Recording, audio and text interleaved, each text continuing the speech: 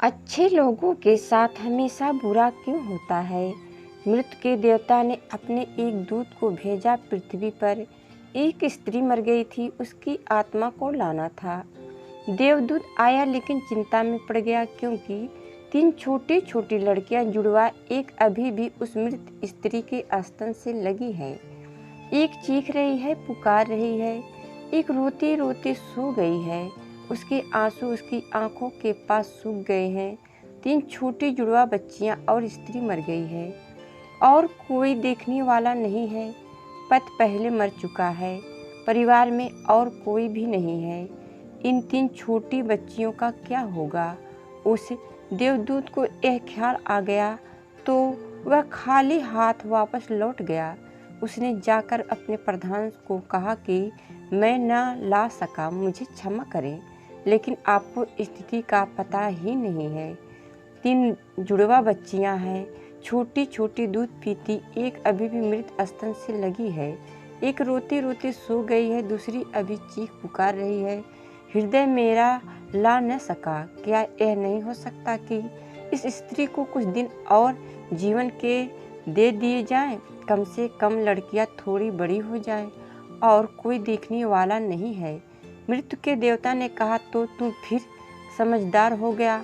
उससे ज़्यादा जिसकी मर्जी से मौत होती है, जिसकी मर्जी से जीवन होता है, तो तूने पहला पाप कर दिया और इसकी तुझे सज़ा मिलेगी। और सज़ा ये है कि तुझे पृथ्वी पर चले जाना पड़ेगा, और जब तक तू 3 बार न हंस लेगा अपनी मूर्खता पर, तब तक वापस न आ सकेगा। इसे थोड़ा समझना।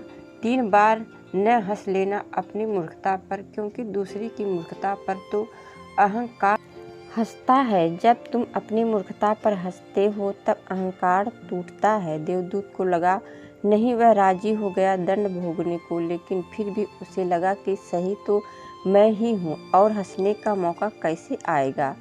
उसे जमीन पर फेंक दिया गया। एक चमार सर्दियों के दिन गरीब आ रहे थे और बच्चों के लिए कोट और कंबल खरीदने शहर गया था। कुछ रुपये इकट्ठा करके जब वह शहर जा रहा था तो उसने राह के किनारे एक नंगे आदमी को पड़े हुए ठिठुरते हुए देखा। यह नंगा आदमी वही देवदूत है जो पृथ्वी पर फेंक दिया गया था। उस चमार को दया आ गई और बजाय अपने बच्चों के लिए कपड़े खरीदने के, उसने इस आदमी के लिए कंबल और कपड़े खरीद लिए।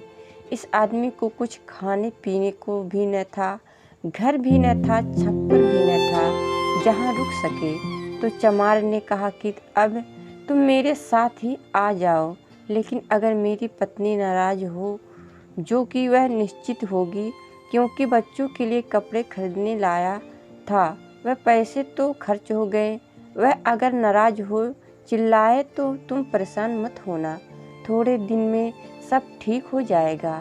उस देवदूत को लेकर चमार घर लौटा। न तो चमार को पता है कि देवदूत घर में आ रहा है, न पत्नी को पता है। जैसे ही देवदूत को लेकर चमार घर में पहुंचा, पत्नी एकदम पागल हो गई, बहुत नाराज हुई, बहुत चीखी चिल्लाई। यह देख देवदूत पहली बार हंसा। चमार ने उससे कहा, हंसते हो, बात क्या है? उसने कहा, मैं जब 3 बार हंस लूँगा तब बता दूँगा। देवदूत हंसा पहली बार, क्योंकि उसने देखा कि इस पत्नी को पता ही नहीं है कि चमार देवदूत को घर में ले आया है, जिसके आते ही घर में हजारों खुशियाँ आ जाएंगी। लेकिन आदमी देख ही कितनी दूर तक सकता है। पत्नी तो इतना ही देख पा रही है कि एक कंबल और बच्चों के पकड़े नहीं बचे। जो खो गया है वह देख पा रही है, जो मिला है उसका उसे अंदाजा ही नहीं है। घर में देवदूत आ गया है, जिसके आते ही हजारों खुशियों के द्वार खुल जाएंगे। तो देवदूत हंसा। उसे लगा अपनी मूर्खता, क्योंकि यह पत्नी भी नहीं देख पा रही है कि क्या घट रहा है। 7 दिन में ही उसने चमार का सब काम सीख लिया और उसके जूते इतने प्रसिद्ध हो गए कि चमार महीनों के भीतर धनी होने लगा। आधा साल होते होते तो उसकी ख्यात सारे राज्य में पहुंच गई कि उस जैसा जूते बनाने वाला कोई भी नहीं, क्योंकि वह जूते देवदूत बनाता था। सम्राटों के जूते वहाँ बनने लगे। धन अपरंपार बरसने लगा। एक दिन सम्राट का आदमी आया और उससे कहा कि यह चमड़ा बहुत कीमती है, आसानी से मिलता नहीं, कोई भूल चूक नहीं करना। जूते ठीक इस तरह के बनने हैं और ध्यान रखना, जूते बनाने हैं, स्लीपर नहीं, क्योंकि रूस में जब कोई आदमी मर जाता है तब उसको स्लीपर पहनाकर मरघट तक ले जाते हैं। चमार ने भी देवदूत को कहा कि स्लीपर मत बना देना, जूते बनाने हैं, स्पष्ट आज्ञा है और चमड़ा इतना ही है। अगर गड़बड़ हो गई तो हम मुसीबत में फंसेंगे। लेकिन फिर भी देवदूत ने स्लीपर ही बनाए। जब चमार ने देखे कि स्लीपर बने हैं तो वह क्रोध से आग बबूला हो गया।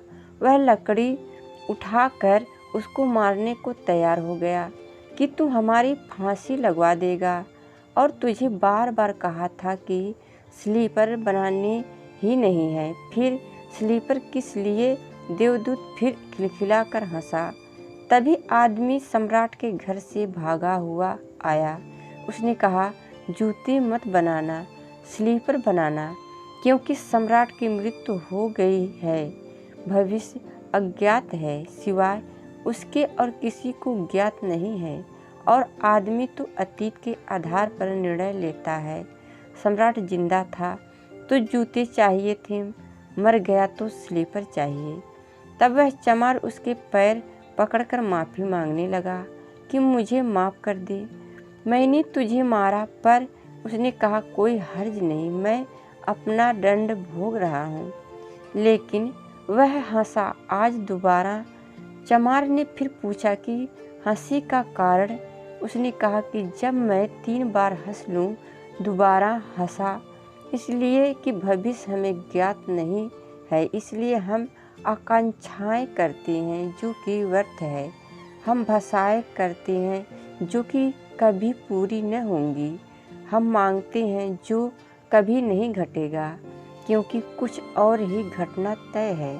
हमसे बिना पूछे हमारी नीयत घूम रही है और हम व्यर्थ ही बीच में शोरगुल मचाते हैं। चाहिए स्लीपर और हम जूते बनवाते हैं। मरने का वक्त करीब आ रहा है और ज़िंदगी का हम आयोजन करते हैं। तो देवदूत को लगा कि वे बच्चियां, मुझे क्या पता भविष्य उनका क्या होने वाला है। मैं नाहक बीच में आया। एक दिन 3 लड़कियां आई, जवान। उस तीनों की शादी हो रही थी और उन तीनों ने जूतों के ऑर्डर दिए कि उनके लिए जूते बनाए जाएं।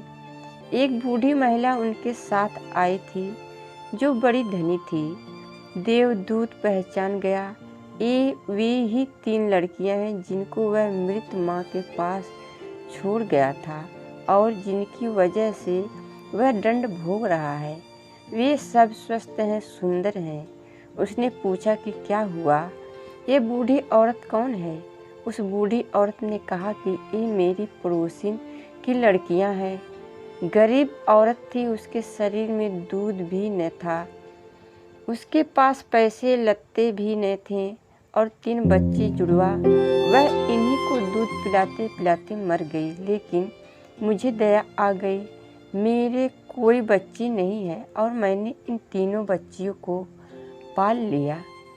अगर माँ जिंदा रहती तो ये तीनों बच्चियाँ गरीबी, भूख और दीनता और दरिद्रता में बड़ी होती। माँ मर गई, इसलिए बच्चियाँ तीनों बहुत बड़े धन वैभव में, संपदा में पली और अब उस बूढ़ी की सारी संपदा की यही 3 मालिक हैं और इनका सम्राट के परिवार में विवाह हो रहा है। देवदूत तीसरी बार हंसा और चमार को उसने कहा कि ये 3 कारण हैं। भूल मेरी थी, नीयत बड़ी है और हम उतना ही देख पाते हैं जितना देख पाते हैं। जो नहीं देख पाते बहुत विस्तार है उसका, और हम जो देख पाते हैं उससे हम कोई अंदाज़ा नहीं लगा सकते। जो होने वाला है, जो होगा। मैं अपनी मूर्खता पर 3 बार हंस लिया हूँ। अब मेरा दंड पूरा हो गया और अब मैं जाता हूँ।